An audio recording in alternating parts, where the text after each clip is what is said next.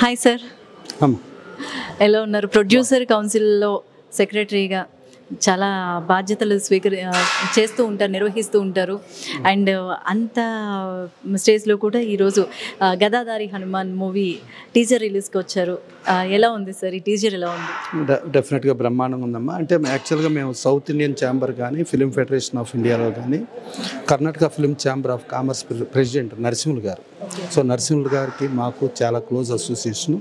So Narasimhulu గారి అబ్బాయి రవికిరణ్ ఇవాళ ఇది హీరోగా గదాదారి హనుమాన్ సినిమాతో రావటం, దానికి డైరెక్టర్ కొల్లి వాళ్ళు వీళ్ళందరూ చేయటం, ఇదంతా చూస్తూ అంటే డెఫినెట్గా ఈ ట్రైలర్ చాలా ఇంపాక్ట్ ఉందమ్మా. చాలా బాగుంది, బ్రహ్మాండంగా ఉంది. సో డబుల్ లాంగ్వేజ్ అంటే కన్నడ తెలుగు స్ట్రైట్గానే సినిమా రిలీజ్ అవుతుంది. ఈ టైటిల్లోనే జనరల్గా చూస్తే మనం హనుమాన్ చూస్తే ఎంత పెద్ద హిట్టో మనం చూసాం.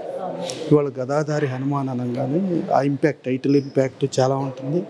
విజువల్గా చాలా బాగుంది. ఈవెన్ కెమెరా ఇది కూడా చాలా బాగుంది. మ్యూజిక్ పరంగాను అన్ని రకాలుగా చూసుకుంటే టెక్నికల్గా హై స్టాండర్డ్స్తో ఉండి మన నరసింహ గారు ఎగ్జిబిటర్గా ఉన్నాడు.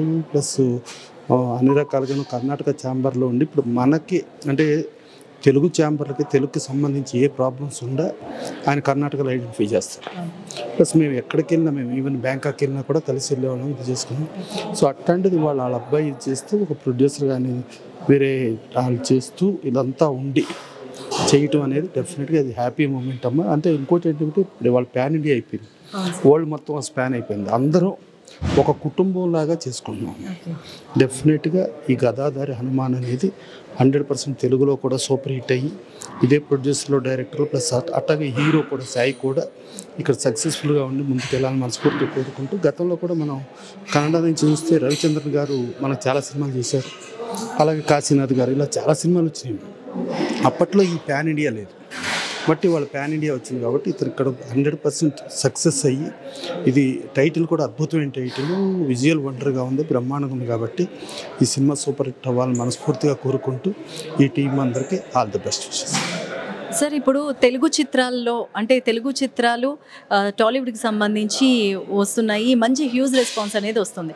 కానీ ఇది కన్నడ సినిమా స్టార్స్ అందరూ కూడా, Kannada hero, Kannada producers, director మన తెలుగు వాళ్ళే అయినా మిగతా వాళ్ళందరూ కూడా కాస్టింగ్ అంతా కూడా కర్ణాటక సంబంధించిన వాళ్ళు. సో ఇలాంటి లాంగ్వేజ్ చిత్రాలకి ఆదరణ ఎలా ఉంటుందంటారు? అంటే యాక్చువల్గా మనకి కర్ణాటకలో ఒకప్పుడు ఏంటంటే కర్ణాటకలో కూడా అంత స్పాన్ ఉండేది కాదు. ముంగారమలై దునియా అనే ఒక 2 సినిమాలు వచ్చిన తర్వాత ఒక కన్నడ స్పాన్ ఎంత అంటే క్రోర్స్ ఆఫ్ ది స్పాన్లోకి వెళ్ళిందమ్మా. దానిలో ముంగారమలై అనే సినిమా మనకి హైదరాబాదు తారక రామ థియేటర్ కాచిగూడలో 50 days కన్నడ సినిమా ఆడింది. At the same time Prasad ఐమాక్స్లో కూడా 50 days ఆడింది. అంటే ఒక కన్నడ సినిమాగా. ప్లస్ ఆ ముంగారమలై అక్కడి నుంచి చూసుకుంటే ఇవాళ ఎనీ భాష, ఇవాళ కన్నడ చూసుకున్నా, తమిళ్ చూసుకున్నా, మలయాళం చూసుకున్నా, ప్రతి జోనర్ ఆఫ్ ఆడియన్స్ అన్ని చోట్ల ఉండాలి. ఇప్పుడు మన తెలుగు సినిమాలు కర్ణాటకలో విపరీతంగా ఆడతాయి, బెంగళూరు కానీ, ములబాగ్ కానీ, చెక్బళ్ళాపుర కానీ, ఎక్కడ చూసినా ఆడతాయి. అలాగే కన్నడ సినిమాలు ఆడతాయి. ఇప్పుడు కన్నడ నుంచి తెలుగు సినిమాలు రావటం మీకు గతంలో కూడా ఈవెన్ రీమేక్లు కూడా చూసుకుంటే మన దిల్ రాజు గారు main life of the film ఏదైతే ఉందో పెళ్లి పందిరి అని ఒక సినిమా చేశారు. ఆ పెళ్లి పందిరి కన్నడ రీమేక్ నుంచి వచ్చింది. సో అలాగే రవిచంద్ర గారి ఎన్నో సినిమాలు, చాలా సినిమాలు ఉన్నాయి. అంటే ఇవాళ లాంగ్వేజ్ అనేది బారియర్గా లేదు, ప్లస్ కాస్టింగ్ బారియర్గా లేదు. సినిమాలో ఆ సినిమాకి తగ్గట్టు కాస్టింగ్ కరెక్ట్గా ఉండి సెట్ అయిపోతే ఎక్కడైనా ఆడుతున్నాము. మనాళ్ళలో కూడా చూసుకుంటే మనాళ్ళు చాలామంది కన్నడలో కూడా హీరోలుగా చేశారు. చిరంజీవి గారు కన్నడలో చేశాడు. తర్వాత రాజ్ కుమార్ గారు అబ్బాయి శివరాజ్ కుమార్ గారు కూడా తెలుగులో గౌతమిపుత్ర శాతకర్ణి చేశారు, ఇవన్నీ చేశారు. అలాగే మనకి దసపళ్ళలో కూడా శివరాజ్ కుమార్ సినిమాలు ఎన్నో డబ్బింగ్ అయినవి కూడా ఇక్కడ రిలీజ్ అయినాయి. సో డెఫినెట్గా సినిమా బాగుంటే, కంటెంట్ బాగుంటే వరల్డ్లో ఎనీ లాంగ్వేజ్ చూస్తున్నారు irrespective of the casting. So డెఫినెట్గా ఈ సినిమా కూడా బాగా ఆడాలని మనస్ఫూర్తిగా కోరుకుంటూ, ఇంకోటి మన తెలుగు వాళ్ళకి ఏంటంటే అతిథి దేవోభవ అంటాం. అతిథులను చాలా బాగా సత్కరించుకుని బాగా చూసుకుంటాం.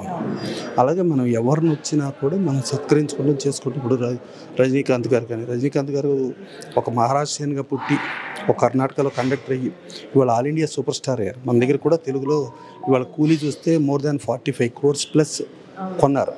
సో ఆ సినిమాగా చూసుకున్న అలాగే చాలామంది విజయకాంత్ ఇలా చూసుకుంటే చాలామంది ఉన్నారు. అంటే మన వాళ్ళు అక్కడ సక్సెస్ అవుతారు, అక్కడ అంటే ఇవాళ యాజ్ ఇట్ ఈజ్ ఇక్కడ సినిమాకి దెర్ ఇస్ నో బ్యారియర్ అమ్మ. కులం, మతం, జాతి, ప్రాంతం ఏదీ లేదు. సినిమా బాగుంటే ఆదరించడానికి ప్రపంచవ్యాప్తంగా ఆడియన్స్ ఉన్నారు. అది రెస్పెక్ట్ ఆఫ్ ది ఎనీథింగ్ బాగున్న సినిమాని ఆదరిస్తారు. డెఫినెట్గా ఇది కూడా బాగా ఆదరించి వీళ్ళందరినీ సక్సెస్ఫుల్ చేస్తారని మనస్ఫూర్తి కోరుకుంటున్నాను. చాలా బాగా చెప్పారు సార్, చాలా బాగా చెప్పారు.